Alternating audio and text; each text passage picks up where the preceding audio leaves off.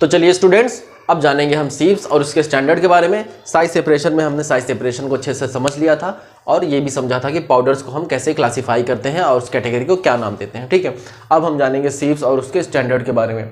तो सीव्स को हिंदी में क्या बोलते हैं? चलनी या फिर छन्नी।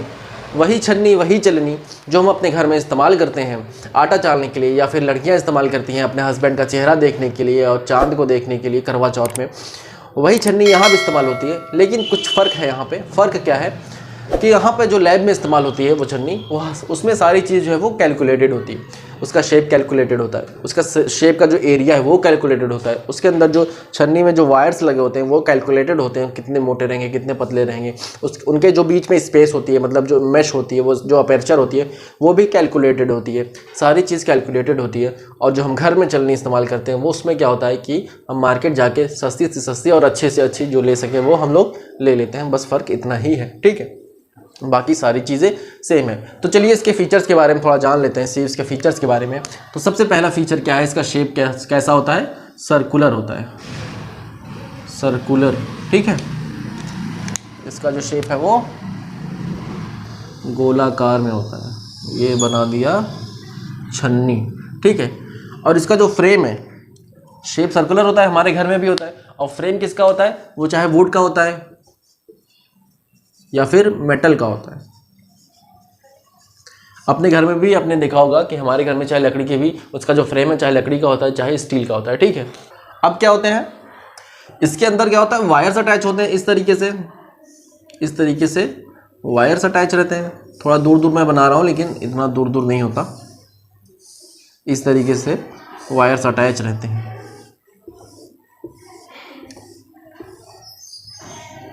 अब ये जो वायर है इनका नेचर कैसा होता है? चाहे ये कॉपर अलॉय के होते हैं, चाहे स्टेनलेस स्टील के भी हो सकते हैं,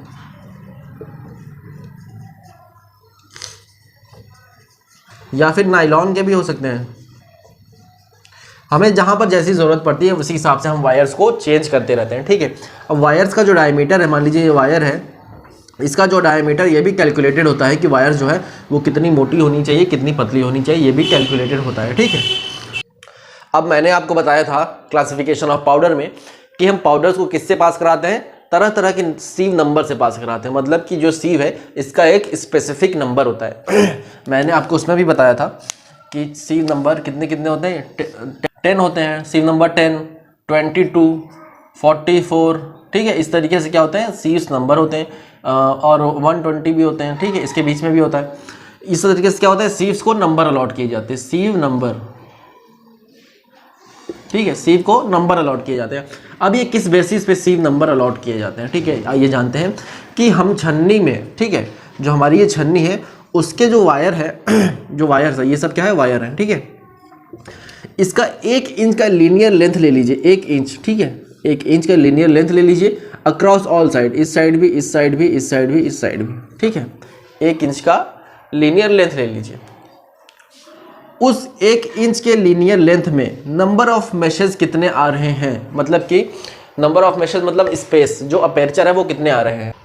ठीक है, आइए ऐसे समझते हैं। जैसे 1 इंच स्पेस वायर ये है, ये है, ये है, ये है। अब इसके अंदर 10 वायर आ रहे हैं, मतलब 10 अपर्चर आ रहे हैं, 10 मैशेज आ रहे हैं। 1, 3, 4, 5, 6, 7, 8, 9, 10। ठीक है, 10 अपर्चर आ रहे हैं, सिर्फ इस साइड से ही नहीं, इस साइड से भी। ठीक है,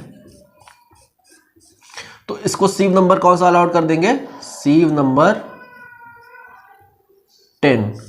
मतलब अगर इस स्पेसिफिक सीव में 1 इंच के लीनियर लेंथ के वायर में हर साइड में अगर उसके अंदर जो नंबर ऑफ मैश है वो 10 आ रहे हैं तो क्या हो जाएगा? सीव नंबर हो जाएगा 10। अगर इसी 1 इंच के लेंथ में नंबर ऑफ मैश जो है वो 22 आ रहे हैं तो सीव नंबर कितना हो जाएगा? 22। अगर इसी 1 इंच के लेंथ में नंबर ऑफ मैश जो है वो 44 आ रहे हैं तो क्या हो जाएगा? 44। 60 आ रहे हैं तो 60। ठीक है, 85 आ रहे हैं तो 85, 120 आ रहे हैं तो 120। इस तरीके से क्या होता है? सीव नंबर अलॉट करते हैं। तो मतलब हम क्या समझते हैं इससे कि sieve number indicates the number of meshes present in linear length of 2.54 centimetre. 2.54 centimetre मतलब 1 इंच, ठीक है। The number of meshes present in a linear length of wire 2.54 centimetre across all side. ये क्या हो गया हमारा सीव नंबर का definition हो गया कि सीव नंबर कैसे अलॉट होता है। अगर इसी सीव में, ठीक है, अच्छे से समझिएगा, अगर इसी सीव में 1 इंच के अंदर 10 मेश प्रेजेंट है तो सीव नंबर 10, 44 प्रेजेंट है तो 44, 85 प्रेजेंट है तो 85। जितने सीव नंबर आगे बढ़ते चले जाएंगे, सीव नंबर अगर बढ़ता चला जाएगा तो पार्टिकल साइज जो है वो छोटा होता चला जाएगा। अगर सीव नंबर 10 है तो पार्टिकल साइज बड़ा रहेगा, कोर्स पाउडर रहेगा। सीव नंबर 120 में सबसे फाइन पार्टिकल निकलते हैं, वेरी फाइन पार्टिकल निकलते हैं, ठीक है। तो सीव नंबर बड़ा रहेगा, अगर सीव नंबर कम रहेगा तो पार्टिकल साइज बड़ा रहेगा, सीव नंबर अगर बड़ा हो जाएगा तो पार्टिकल साइज कम हो जाएगा, ठीक है। अब एक चीज़ और देखिए, जैसे ये 1 इंच की लेंथ है, ठीक है, 1 इंच की लेंथ है, तो इसमें अगर हम देखें तो वायर्स कितने आ रहे हैं, 1 2 3 4 5 6 7 8 वायर्स आ रहे हैं, ठीक है। लेकिन बीच में जो स्पेस कितना आ रहा है, 1 2 3 4 5 6 7, ठीक है। ये जो स्पेस है वो 7 ही है और जो वायर्स है वो 8 है। तो इससे हम क्या समझ रहे हैं कि वायर्स जो है वो छन्नी का टोटल एरिया अगर हम देखें तो वायर्स जो है वो ज़्यादा एरिया ऑक्यूपाई करता है और जो स्पेस है वो कम एरिया ऑक्यूपाई करता है, ठीक है। समझ में आ रहा है? इतना समझ में आ गया। सीव्स के फीचर्स क्या होते हैं, सीव्स का फ्रेम कैसा होता है, उसके वायर्स जो होते हैं वो कैसे होते हैं, सीव्स नंबर कैसे अलॉट किए जाते हैं, ठीक है। इतना समझ में आ गया। अब आइए समझते हैं उसके स्टैंडर्ड के बारे में। तो चलिए स्टूडेंट्स जानते हैं उसके स्टैंडर्ड के बारे में।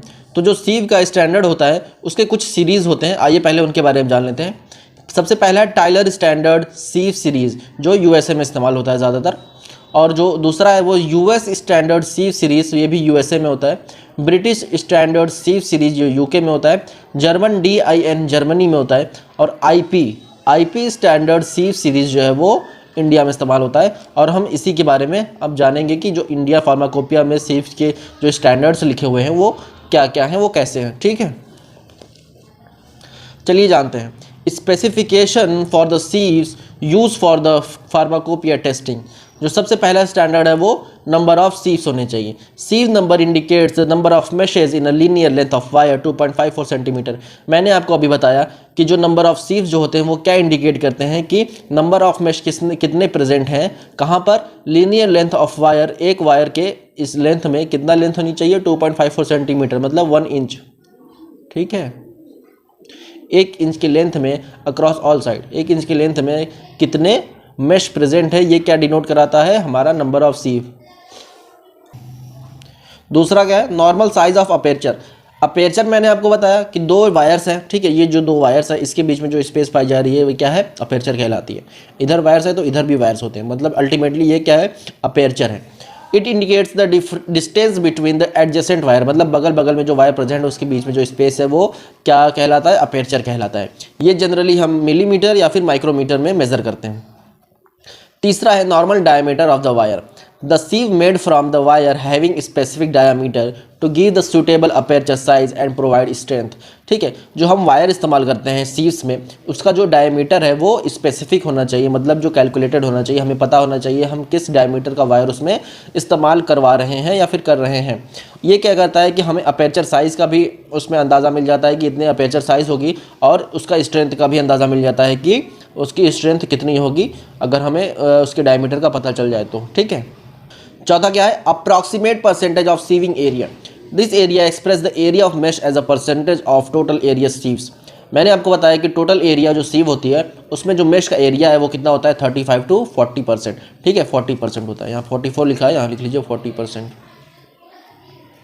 35 to 40% होता है, ठीक है।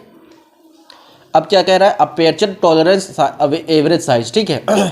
यहाँ पे लिखा हुआ है some variation in the aperture size is unavoidable. हम कितनी भी कोशिश कर लें, कितना भी उससे कैलकुलेटेड बना लें, कुछ ना कुछ गलतियाँ हैं जो अपेरचर साइज में हो जाती हैं, ठीक है। हम उसे अवॉइड नहीं कर सकते। तो इसमें क्या कहलाता है, this variation is expressed in a percentage and known as aperture tolerance average. तो हम उसी गलती को हम परसेंटेज में डिनोट कराते हैं और उसको क्या नाम देते हैं, अपेर्चर टॉलरेंस एवरेज से नाम से उसको हम डिनोट कराते हैं। तो ये हो गया हमारा सीव्स और उसके स्टैंडर्ड्स के बारे में, ठीक है। अगला हम जानेंगे साइक्लोन और उसका साइक्लोन के जो फीचर्स होते हैं, उसकी वर्किंग होती है, उसके बारे में जानेंगे।